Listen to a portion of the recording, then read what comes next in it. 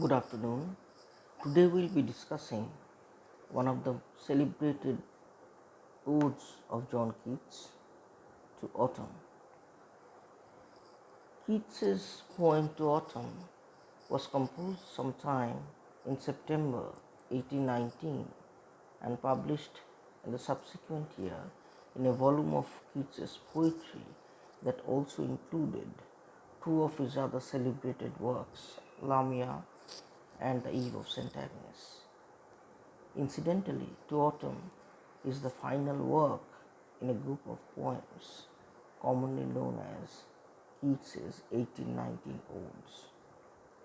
While it is true that To Autumn, unlike the Spring Odes, has no eye to react immediately and overtly to the character of autumn, it is also true that Keats, very much aware of the transients which are being made repeatedly in the poem, employs as a poetic device a perceiver who is highly sensitive and receptive throughout the poem to concrete images of autumn, but who is limited for two-thirds of the poem in his inability to reflect upon those images and assess their significance, indicating temporality or transience.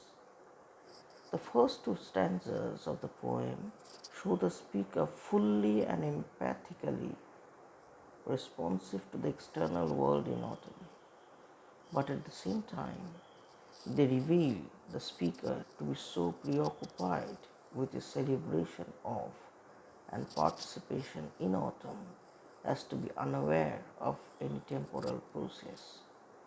The contrast between the speaker's right perception and his limited reflection establishes a tension in tone, a tension that significantly moves the first stanza of the poem.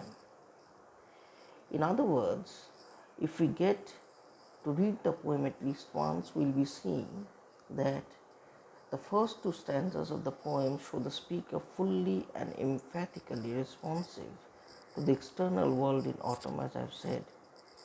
But at the same time, the stanzas also reveal that the speaker is so preoccupied with the celebration of and participation in autumn as to be unaware of any temporal process. The contrast between the speaker's right perception and his limited reflection establishes a tension in tone, honorific, since the empathy itself is good, pejorative, since the speaker fails to draw what appears from the evidence provided by the images he perceives to be a necessary conclusion, that the world in which he is so totally absorbed is itself subject to the passing of time. In the final stanza, however, the speaker modifies his empathy with autumn by the recognition of his literal separateness from it and emerges as a person fully conscious of temporality. In the first place, the first two stanzas, unlike the third, reveal in the ordering of their images a speaker who does not seem to be sensitive to the fact that time is passing. The first stanza describes the activities of early autumn, activities which are of three types, as we see. The season loads the vines and trees with fruit. It ripens the fruit itself, and it brings new flowers to bud. In the normal course of nature, the series would be reversed. First the flower comes, then the ripening of the fruit, and then the emergence of the final effect, that is vines and apple trees laden with fruit. To Keats' speaker at this point, however, the natural order of things has not been considered, and the scene is described completely from a visual perspective without regard for the credibility of the temporal sequence of the details. Even what cannot literally be seen, the ripening of the fruit, for example, is made to seem immediately visible, an effect caused by the personification of autumn, and the consequent minimization of any temptation to think of ripening as a slow and invisible process which requires time. As readers, we are asked to see the maturing of the landscape as a result of tasks performed before our eyes by a person. Of course, the speaker does not describe anything which could not be found in autumn. Even the flowers, though he does not identify them specifically, are later flowers, and it is presumably only the bees who literally think warm days will never cease. But the point remains that the speaker invites the reader to see the process of growth as only a series of visually perceivable images. In the second stanza, there is a shift from the personification of autumn as the bosom friend of the sun to the identification of the season with four human figures associated with harvesting: a winnower, a reaper, a gleaner, and a person watching a cider press.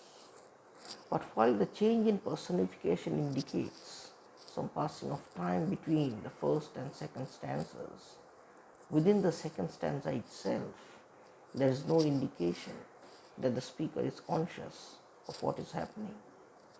Since three or four of the figures are associated with gathering in a harvest of grain, the reader might expect some attention to be paid to the order of the activities. First, the ripening, then the gleaning, then the winnowing. While there is not here, as there is in the first stanza, a reversal of natural order, no particular attention is paid to the fact that time is passing. The speaker continues to speak within a visual frame of reference, describing images as one might sometimes see them, not as they would occur in sequence. In the third stanza of the poem, time is presented as a controlling force in autumn's last phase.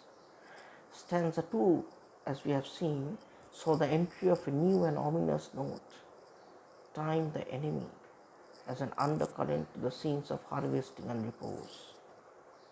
Time in the third stanza, interestingly, is treated emphatically and with overt reference to death, with such phrases as the soft time day, the small gnats moan, the light wind lives or dies, and the scene we move through is that of evening, on a day of late autumn, when all things seem to be approaching their end. This, surely enough, is the time and the hour of the wailful choir. Even the visual beauties of the countryside are fleeting. The clouds, caught in the rays of the setting sun, warm the evening scene with a glowing red, casting across the harvested fields a reflected radiance. But this is a borrowed charm, a bloom on the face of the soft time day, as external as the rosy hue which touches the stubble plains. The voluptuous warmth of color is a surface attraction which does not hide the sharp austerity in sound and meaning of these stubble plains. The scene is beautiful but unmistakably heavy with pathos. It would perhaps be natural for us to recognize that the ode, in its thematic movement from early to middle to late autumn, and from morning to afternoon to evening, is a commentary on the transitory nature of beauty, both in nature and in man. It is clear that a vivid apprehension of time lies at the heart of the ode. There is, of course, at one level, the simple temporal progression, which, like the dimension of space as we know, must exist in the poem in order to enforce its imaginative reality. Of a higher order of interpretation than this would perhaps be the statement that this ode is Keats's strongest philosophical statement about time, which he makes through the complex metaphor of autumn. Here in this season are reconciled in the very moment that they are communicated, the paradoxical aspects of time's relation to life. Life can only commence and develop in time, and indeed in time must life end. We see in the opening line and in stanza 2 how the contrary aspects of the season and the resistance of life to destruction are at once acknowledged as external phenomena, while in the same breath the tensions are dissolved. The mood of acceptance, the calmness with which Keats can face the fact that tempus edax rerum, or time as the devourer or destroyer of things, is a maturity of attitude achieved within the poem. This briefly is a critical approach we can adopt with regard to Keats's Ode to Autumn. In my next class with you, I'll be focusing on the text and explain allusions and meanings in greater detail. Thank you.